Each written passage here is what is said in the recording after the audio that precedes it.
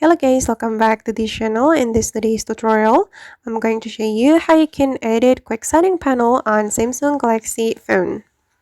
Okay, let's get into it guys. Here I have opened my Samsung Galaxy phone, and first of all, I'm going to go to my quick setting panel, and then if we want to edit the quick setting panel, we can click on this pencil icon. And here we can choose either we want to edit the top quick setting panel or the full quick setting panel. And I'm going to edit the full quick setting panel, so I'm going to select this option.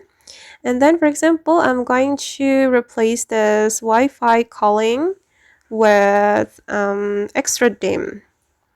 And the next one, I'm going to replace the quick share with sing.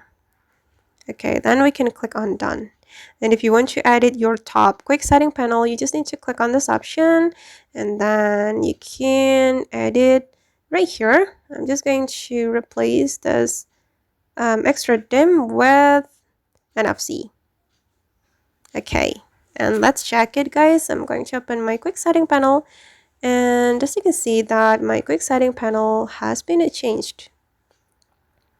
Alright guys, and that's all the way to edit quick setting panel on Samsung Galaxy phone. I hope this tutorial will be useful for you.